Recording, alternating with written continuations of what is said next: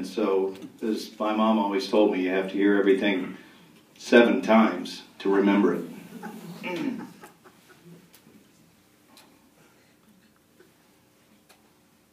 I don't need these, I just think I look better in them. So, welcome, friends and family. Pull this down a little bit. Can everyone hear okay? Perfect. Over there? Good. Thanks for coming out to celebrate Tim's life. Not his passing. Absolutely his life. Again, my name is Mike Jones. I'm the only son-in-law, married to my beautiful wife.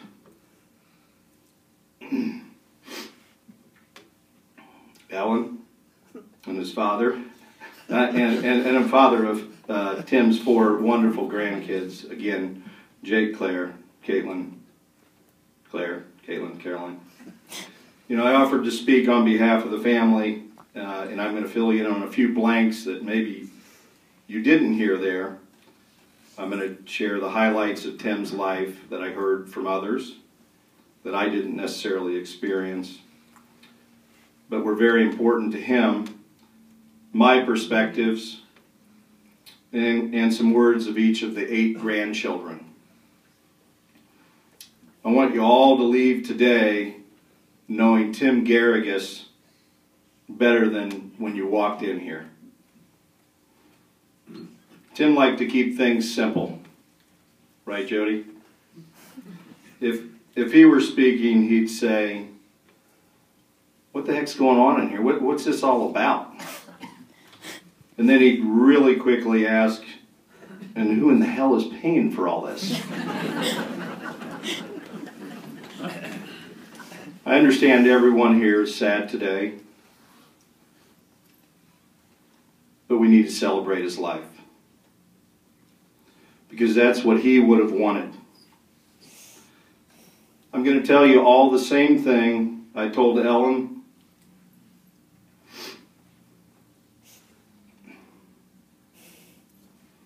and my kids Thursday night. It's really important you listen to this. I want everybody in here to close your eyes. Seriously, close your eyes. I told my wife and kids, I said, you think of 2 or 3 things. The happiest memories you ever had with Tim. Your grandpa, your husband, your uncle, your best friend. No, I mean the ones that really make you smile ear to ear. Think about his laugh, his voice, and the special memory you might have shared with him. Now lock those memories in. That's exactly what Tim wants you to remember. Now you can open your eyes. Every time you want to weep Tim's passing, I want you to close your eyes. Celebrate his wonderful life. And remember the great times we all had with him. Tim touched each of our lives in many ways. He was a husband, a father, grandfather, father-in-law. He was an uncle. He was a great friend to all of us. He was very optimistic, kind, simple, loving, well-studied, well-traveled, and seek the best in everyone. Here's where a little redundancy comes in. Timothy Parr was born on the 23rd of August, 1932 in East Orange, New Jersey. He was a Leo, and he married the love of his life, Joanne Louise Garrigus, who was also a Leo. And their daughter happened to marry a Leo. A lot of Leos. Tim grew up in Vincennes, Indiana, enjoyed typical childhood things like sports and hanging out with his best friend, John Stubb Patrick. I can say that, right, John? Yes. Okay. However, he especially loved going to work with his father, Ross, who was an editor for the local paper. Later in life, Tim met Jody on a blind date during their senior years at DePaul University. They both had already committed to jobs. Tim at Citibank in New York and Jody at a radio station in Milwaukee. I think I got that right. They commuted back and forth from New York and Milwaukee for the next year till each fulfilled their employment contracts. They were married in Lafayette in 1957. Jody moved to New York with Tim immediately thereafter. They lived in New York till 1965, and then they moved to Indianapolis and raised their family. Now, I'm not saying that Tim and Jody were frugal, but I know Tim told me on more than one occasion that they basically lived on grilled cheese and macaroni and cheese for their 9 years in New York. Tim loved baseball, I said travel, crossword puzzles, and he was a Civil War history aficionado. Tim and Jody, and I made this part up, have traveled to somewhere between 60 and 70 countries. I think they lost count. In the range? Yeah. But Tim always said that he was fortunate to have traveled to more places than he could have ever imagined. Of all of his travels, he told me Ireland was his favorite place. This led me to my own trip to there a few years back to see if he was right. And of course he was. I doubt it had anything to do with the pubs. Tim's favorite color was blue, probably to match his eyes and everything else in his closet.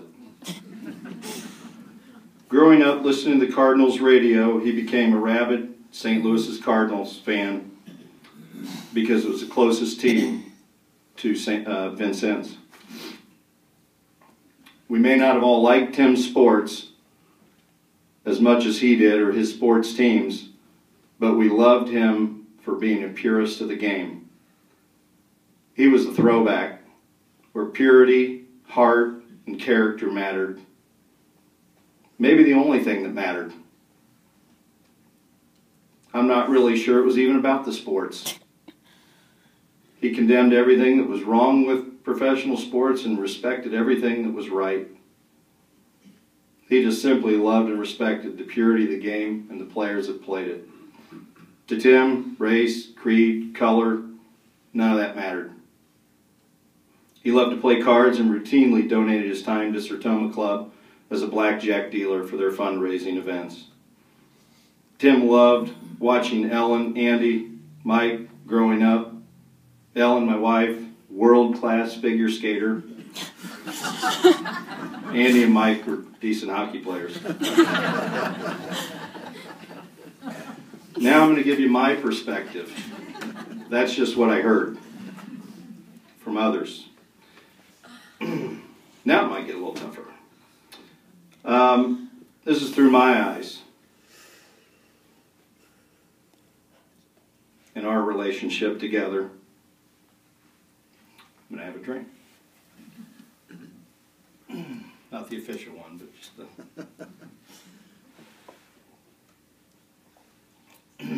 Everybody doing all right?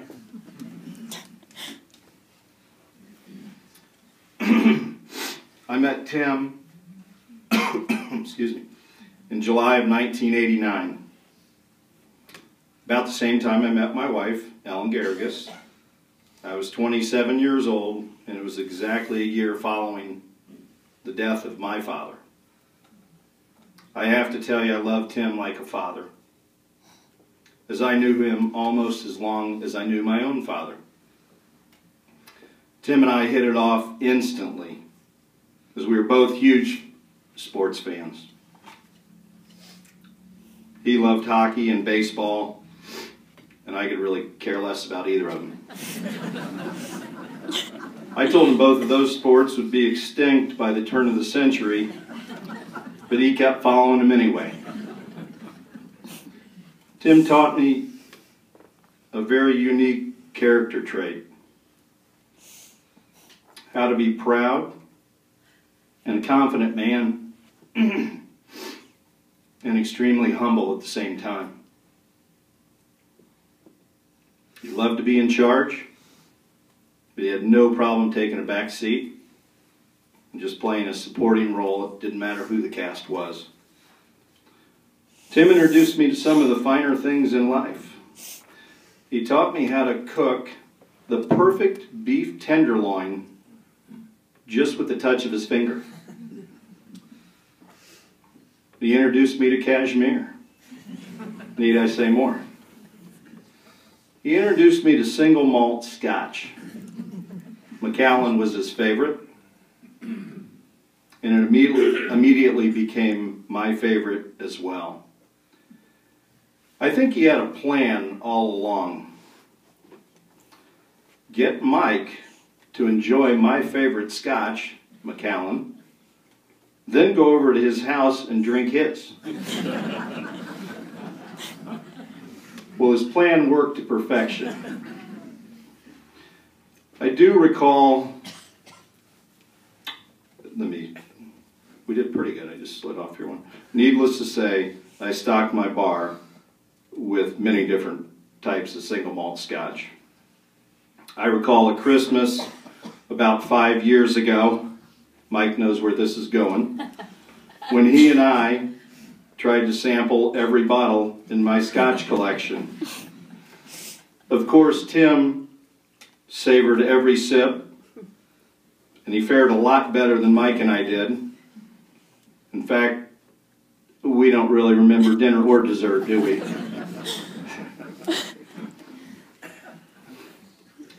Of all the things Tim was most proud of, he was most proud of his 8 grandchildren. He never let an opportunity pass to tell them how much he loved them and how truly proud he was of them. He didn't have a favorite. They were all his favorite all the time. Jake Jones is 19, Claire Jones is 17, Adam Garrigus and Caitlin Jones are 14, Caroline Jones is 12, Jack Garrigus is 10, Connor Garrigus is 9, bringing up the rear is Ryan Garrigus, 2 years old. Is he 2? I just say 2. No halves in my house. Over the past few days, I collected emails, texts, letters, and so forth from grandkids, and they don't know, but I'm about to share some of their thoughts. It may embarrass you a little bit, but remember, it's really important to express that to everyone in this room, how much they meant to you, and you want Grandpa to hear that too as he's smiling up above. Now, if you feel embarrassed, just remember, close your eyes and smile, ear to ear. I think you'll find it touching how much each of the grandkids love Tim. We had a little technical snafu because Andy's son Adam is in Anchorage. So I took a couple of notes from him that got passed through, and you'll hear a bit of a common theme. It's cooking, eggs, but Adam's fondest thoughts with his grandfather were having eggs. In fact, they called them Grandpa's eggs.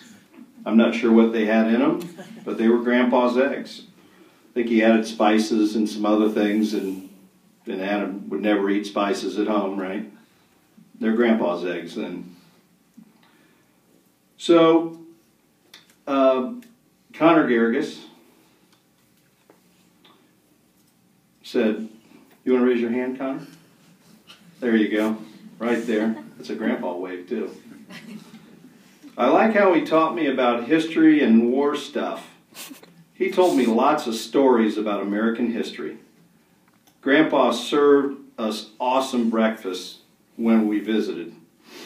I liked his delicious bacon. He always gave me a warm feeling with how he greeted me whenever he saw me. Jack Garrigus, 10. Let me see that hand. There you go. The thing I remember most about Grandpa was his love for history. I also like how much he always read big books. He always wanted to cook food for us. I especially liked the eggs he made for us. Last time, he put special stuff inside the eggs and made them different. He was always trying to please us. He came to Cubs games with us every summer. Sometimes he even scored the game in the book. For you that don't know, Tim liked to score the game. He was a great grandpa. Jake Jones, my little 19-year-old over there. I got this one late on my text. Don't do that or you're going to get me, Jake. What a great game the Super Bowl was yesterday. Grandpa certainly would have loved it.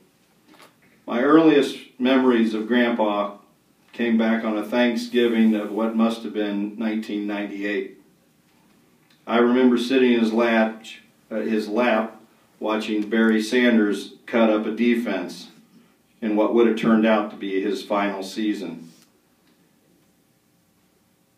A lot like Granddad, my father, Grandpa left us way too soon. He was always a great companion to watch sports.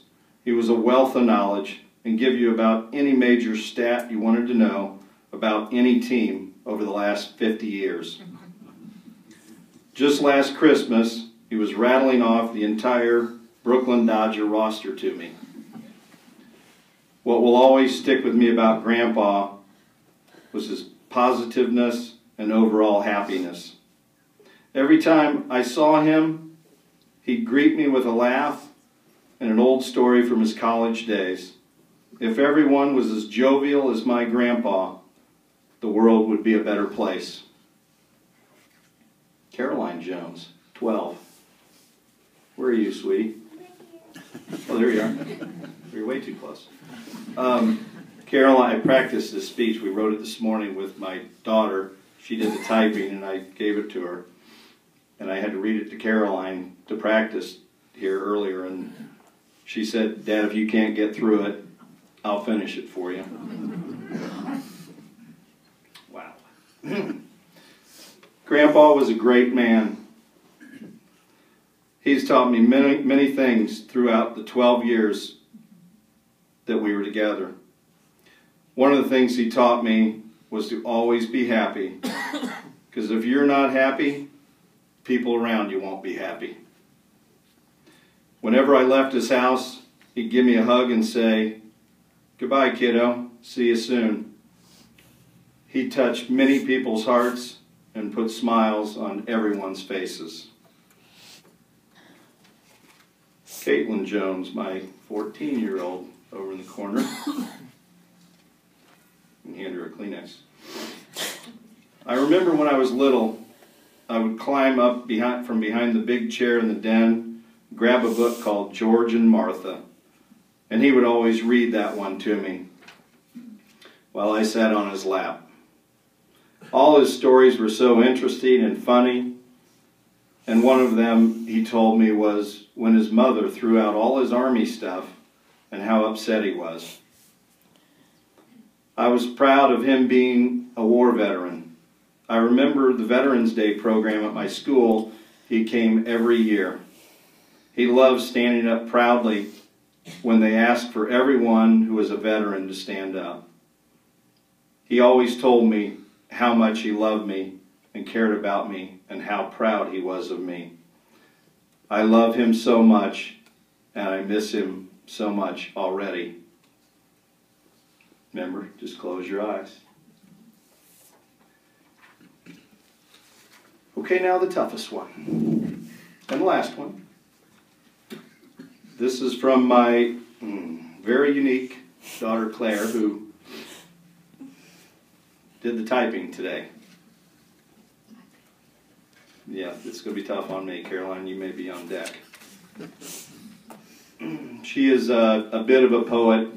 And she said, "What should I write?" And I go, "I don't know, write a poem. You're pretty good at poetry." She said, "All right, I'll do that." So she sat down in about 15 minutes and penned out a poem. And I hope to make it rhyme as well as it was written. I'm going to have another drink.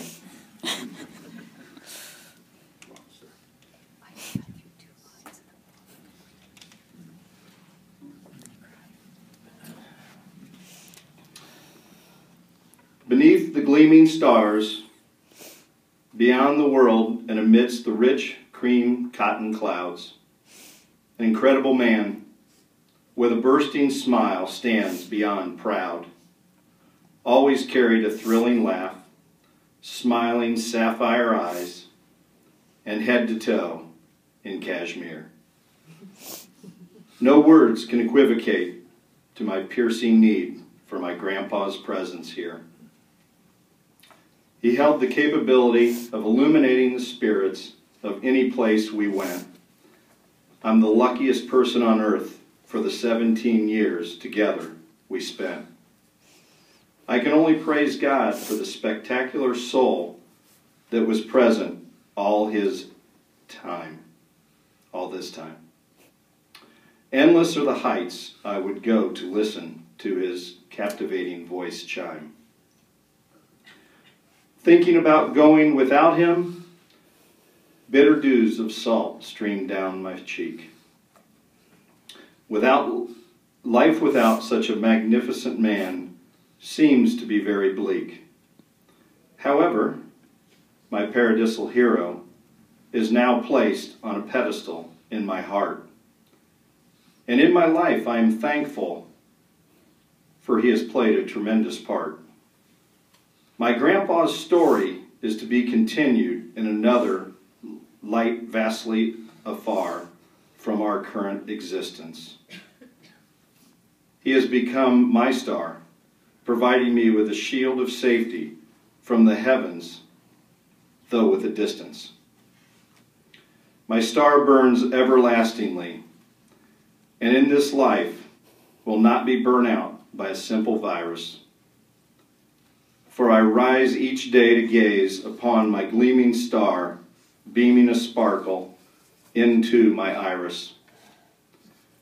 Words will never hold the ability of creating a final farewell in his life, deserving of my star, which lies to reason I will never say goodbye, but speak to him in my prayers from afar. Grandpa, I will miss your stories, your hugs, laughter, greater than life alone. To me, there are not words to explain how you are the greatest man I've ever known.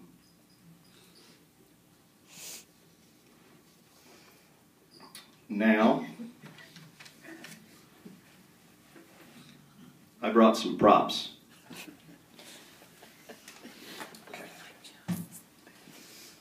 And I'm going to follow through with it.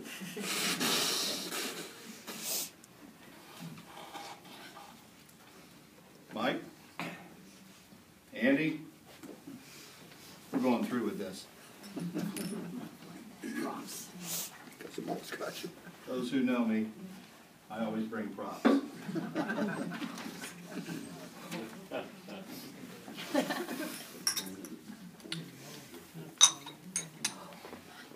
Dave, David, Stubb, Jake.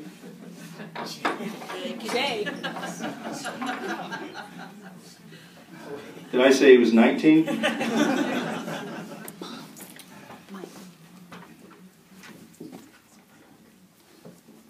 Luke? Where's Luke? And Bob? Bob Altice?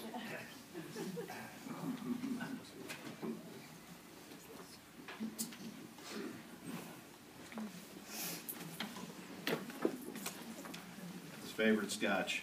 I hope you have more. No, this is for me. I'm not going crazy. We got to drive here a little bit. Did I get the wrong Luke? You got both Lukes. You're good. Mike, you recognize it, don't you? That's mine.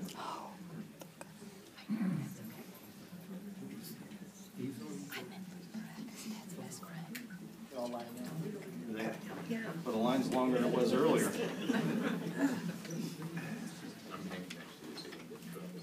I'm not sure. Are you okay on count? Why not? Yeah, we're good. You want one? Jody? You're not a scotch drinker, are you? No. I don't blame you. It tastes like an old shoe.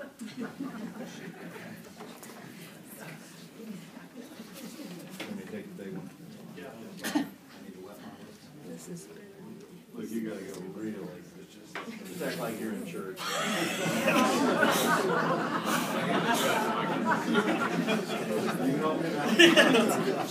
Everybody got one? This is the part I haven't written, so I guess let's raise a glass to Tim. Everyone, cheers. Cheers.